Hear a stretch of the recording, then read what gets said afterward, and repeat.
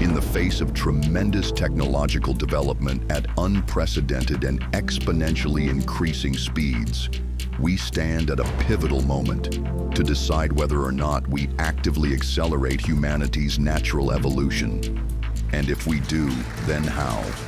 Welcome to Superhuman. What an awe-inspiring day it's been already. We've been hearing about tremendous things like the opportunity to live forever, technologies that are changing our life. We have a panel here today where we want to talk about lifespan, healthspan, and those technologies of the future that are going to make some of this possible.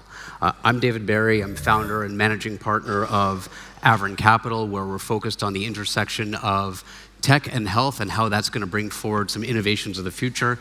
And I'm joined with an outstanding panel, which I'll introduce briefly.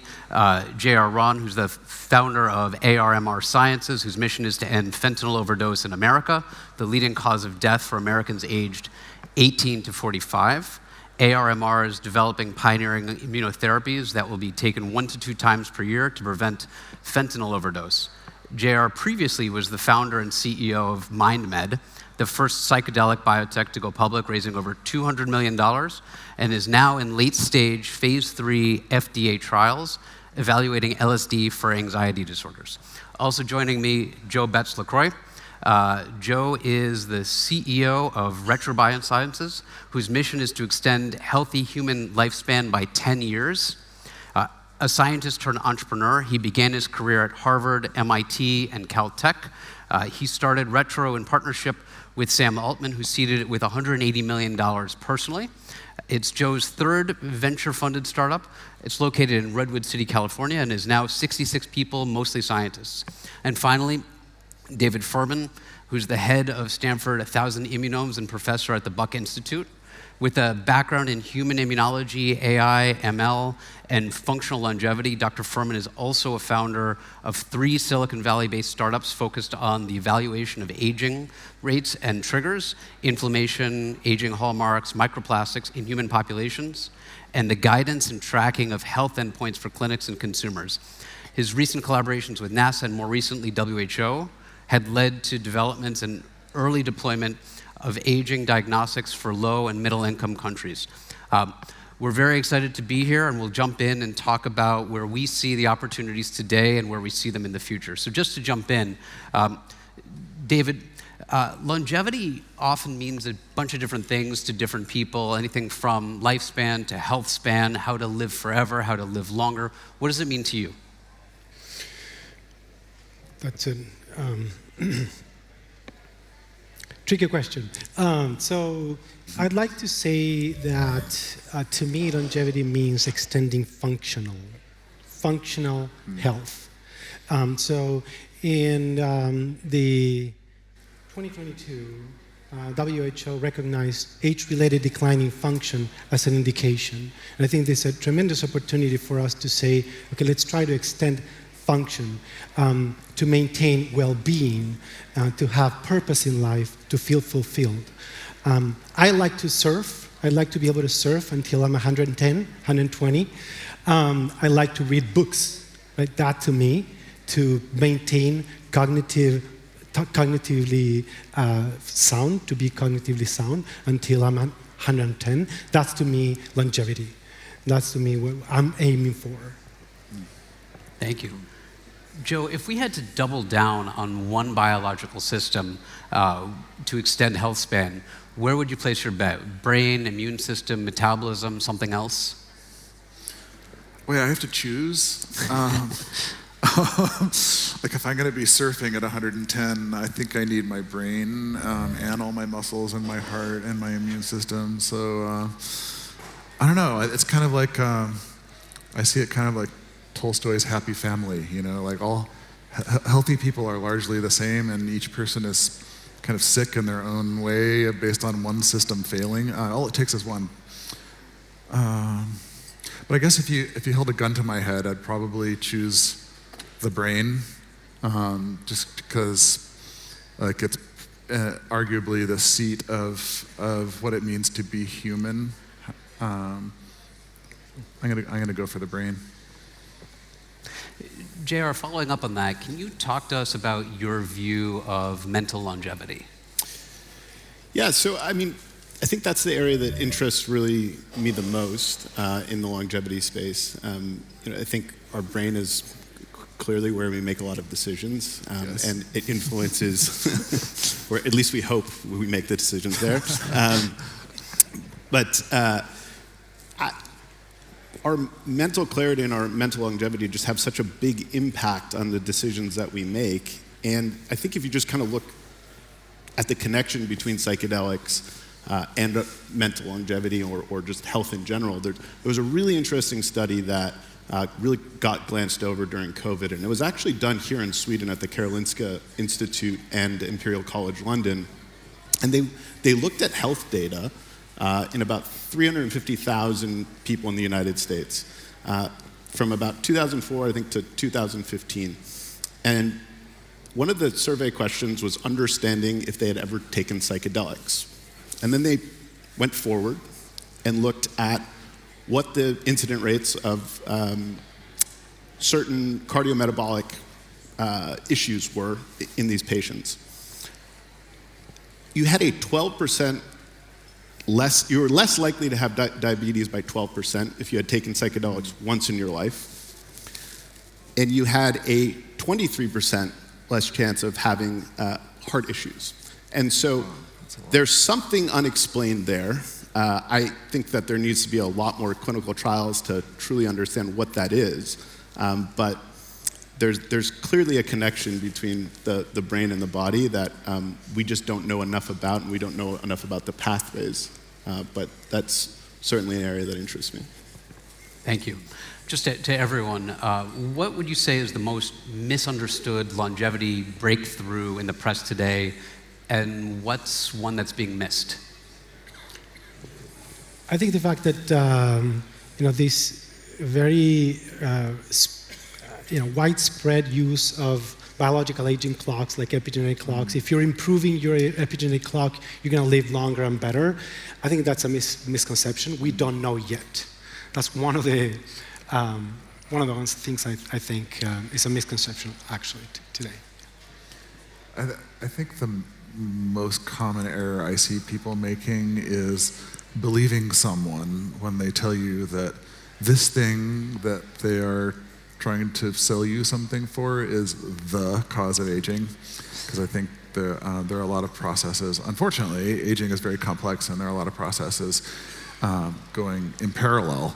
And it's going to take a lot of simultaneous therapeutics to really get us there. I think very good point around. I think we need more clinical data, and we shouldn't base everything off of just because someone says it's the case. In the same way that psychedelic example that I just gave, I don't necessarily know if it means that you're going to have a 23% less of having a heart attack, but we need more data, and I think we, as superhumans, should really focus more on the data and understanding the data that is behind some of the things that we're looking at. Well, just building off that and your comment about diabetes, are there other lessons from the use of psychedelics that we can apply to longevity more broadly?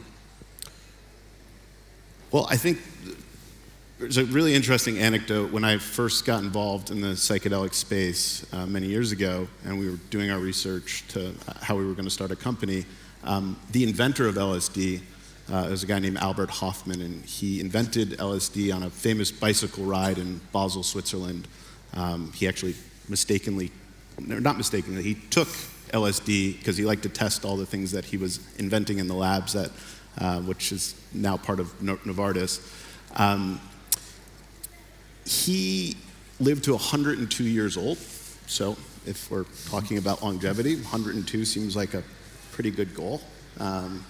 I'll take his 10, but 102. And the rumor was that he was actually microdosing LSD for the last 30 years of his life. I haven't been able to verify that with any of his family members, but it's definitely something that there maybe is a connection that we need to understand more about psychedelics and their impact on longevity. at least the connection. So in your mind, are we investing enough in the mind-body connection as it relates to longevity?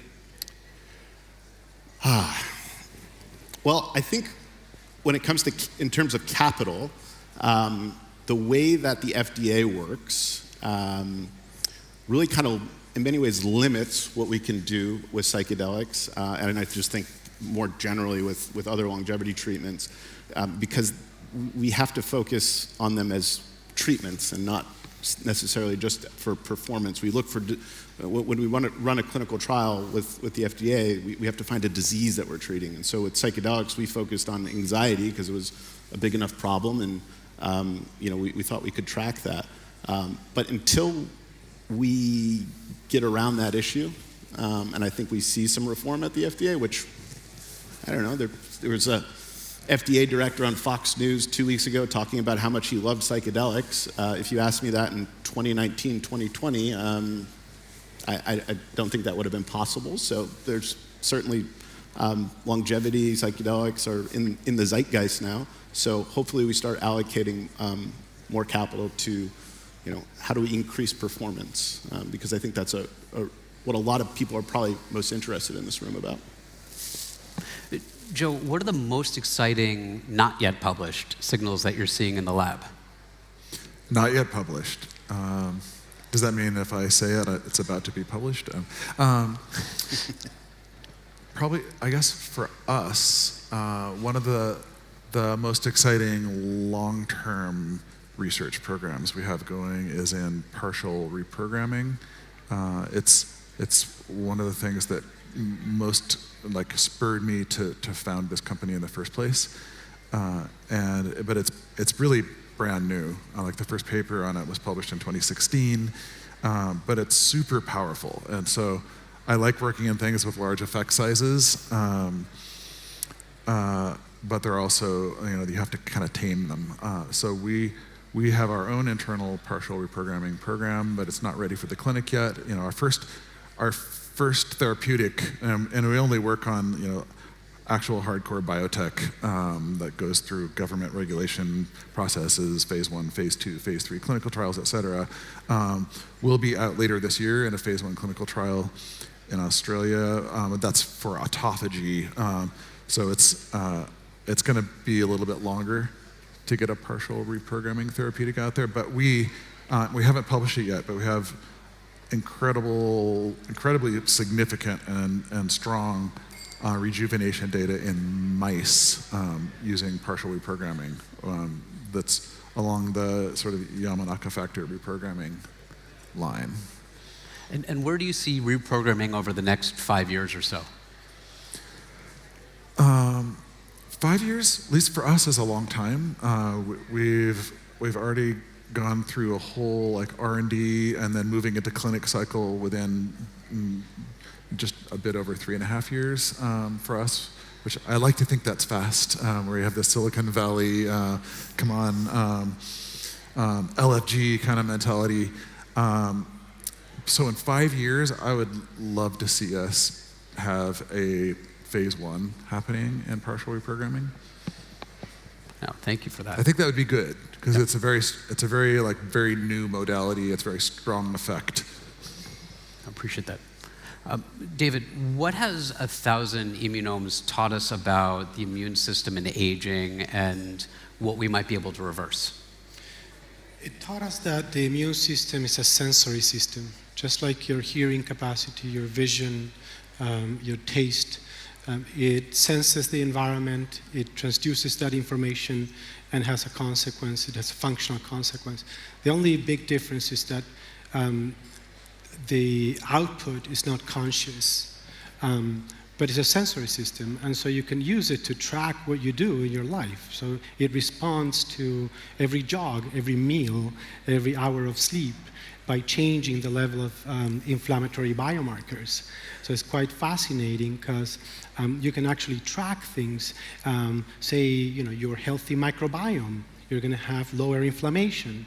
You have crappy microbiome, you're going to increase inflammation. You overdo your training, you're going to raise inflammation. You do cardio, maybe zone 2, you're going to lower inflammation. So I think the idea of seeing the immune system as a sensory system is one of the major learnings from the 1000 Immunomes project. We created the inflammatory age clock to actually measure how you're tracking your different behaviors. You're exposed to pollution in the air, you're going to increase inflammation. So that's one of the major findings from the study. And is there some sort of signal that we can all track on a regular basis around our immune state? Right, so the idea is if we could track it in a digital way, that's the holy grail. Today, it's basically a blood test, right, that we use to track inflammatory biomarkers that are different from those that we see in the clinical setting. That's acute inflammation. When you cut your finger, it gets red, swollen, warm. Those are all cardinal signs of acute inflammation that happen in response to an infection. This is different. This is systemic. Inflammatory biomarkers go to your organs. They cause a lot of dysfunction. They increase the risk of cancer, cardiovascular disease, Alzheimer's. Different immune cells infiltrate the tissues, and you have influence of the disease, a loss of function. So I think that's one of the major learnings from 1000 Immunomes and the use of this clock, right? For everyone, what really excites you about the prospect of extending lifespan and health span, and how are you thinking about kind of that transition and journey for us? I'm not super excited about lifespan because it's a bit ambiguous with whether you're having a good time or not. I don't want to take that sort of unhealthy sort of 90-year-old grandfather state that we're too familiar with and just drag it out. But being healthy longer just feels like health is wealth. It's like for all the energy people put into like intensively pursuing financial goals or trying to work on all kinds of technologies for missiles and crap that kill people, like working on things that can give people the actual essence of their lives longer. I would vote for everyone else, as many people as possible, of getting to work on that. I think for me, I think it's a really good point. And we talk when we talk about longevity, we talk about how many years or time, and I think quality is something that we need to, or quality of our life and how healthy that is over time is a really important factor. One of the things for me, I struggled with addiction and mental health for a lot of my life, and psychedelics actually really helped me get out of that. One of the last drinks I ever had was actually here in Stockholm, and before actually Ash, the founder, the superhuman, had an intervention with me, and I stopped drinking and I stopped doing cocaine and all these terrible things that I was poisoning myself with. And I think if we can reset our minds to want to be a superhuman rather than a, degenerate drug addict, might be a really good start. And so I think it's really kind of framing what is health and understanding that much more deeply and making it part of the zeitgeist. And so I think that's starting to happen. There's an event called Superhuman. Nice. So that's kind of where I'm at. Yeah, to me, what is most exciting about this process is really to democratize the whole diagnostics and interventions for longevity, and so that everybody can become a superhuman and not just those who can afford it. And so I've been working with the WHO to implement different technologies and bring these to low and middle income countries and be able to track functional changes using saliva or dry blood spot in the larger of the population, right? And what excites me the most is actually being part of that process, taking part in that, of that transformation. That's what excites me. Yeah, the intellectual exercise and my activity as an individual, my responsibility I feel I have. If we look forward over the next 12 months or so, what are the things that we should be looking out for? Are there clinical trial readouts? Are there some signals? Are there something really interesting coming up that we should be paying attention to? I mean, as I mentioned, I'm very excited by pace. I love working with my team. We're really about speed, and we're super proud that we will be going first in human later this year, so that'll be a big landmark for us. And within a year, for sure, we'll have a readout. Probably have a readout right around the end of Q1 of next year. I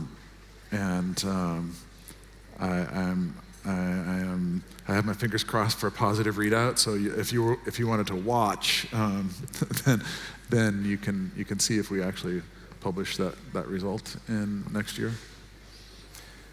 For me, it's two things. One is an application that we put in for ARPA-H. ARPA-H is a federal program in the US that is basically extremely innovative and very ambitious, and tries to bring diagnostics for age-related declining function and intervention to the FDA in a 5-year program. I'm expecting we're going to be selected, and that's one of the major goals I see. The second one is the launch of a product that we have in my second company. It's called Beyond Age, that uses microgravity to accelerate the aging of blood of different people and have a window for that future aging. We're going to launch in August, so I'm super excited about that. So I think in the psychedelics world, there's going to be 2 major readouts in the next 12 months on psychedelic data. One with my company, MindMed, with LSD, and then another company, which is backed by Peter Thiel and Christian Angermeyer, Compass Pathways, which is going to read out on psilocybin. And those, I think, are going to be into an FDA that's receptive to that data. Maybe the sort of, I have great hope for that and what that is going to bring for the mental health world. Personally, I'm working on a new project that is an immunotherapy that stops fentanyl from being able to reach the brain. Fentanyl kills 70,000 people in America every year, and it is a big part of the tariffs, everything at the moment. So we're working very hard to be able to create a biological way to stop overdose before it begins. 70,000 is a lot. It is. Yeah. Okay. Yeah. That's amazing. Yeah. So what does success mean on an individual level to each of you? What does it mean for us to say, I'll be living beyond 100? Healthier. I mean, we have a very clear mission at the company is to extend healthy human lifespan. And we put a bit of care into defining it's really important the metrics you choose for success, because then you can organize all of your lifeblood around going and getting that. And some people piped up early on, because we're a company focused not on a specific molecule or a mechanism or a modality or whatever, but like on a mission. And someone said, well, I already know how to add 10 years to someone's healthy lifespan. I just talk people into quitting smoking somehow. And I'm like, yeah, but that's an app or something. I don't know. You have some sort of some kind of behavioral intervention, maybe psychedelics, but it's not specifically what we're doing, and that's like too narrow of a target market. So then we kind of wrestled with this for a while, and ended up with we want to extend the healthy lifespan by 10 years of who are now the healthiest upper half of the population. So if you're already actively, voluntarily or involuntarily kind of killing yourself, or like you're just stuck in a really horrible situation, you have no access to healthcare, or you're in some socioeconomic, stuck in a loop, we're not able to help you yet, but so that's what we're going for. And just one quick final question to any of you: what gives you the most hope? I love the way that new AI models are accelerating our work. So we are already, like compared to, say, the rate, the velocity, again, I'm into speed, the velocity that our team could do sort of per scientist 2 years ago, pre-ChatGPT, and now like everybody like going hard on it every day, like we're at least going twice as fast. And I think that's just gonna snowball. So then we'll have like, each of the scientists are probably doing the work of 10 scientists, and that'll just keep expanding, and like that's going to get us to our mission faster. Well, on that note, please join me in thanking our panelists. This has been incredibly informative for me, and hopefully for you as well. And with that, Cool. Thank you. Thank you. It's a privilege to be here.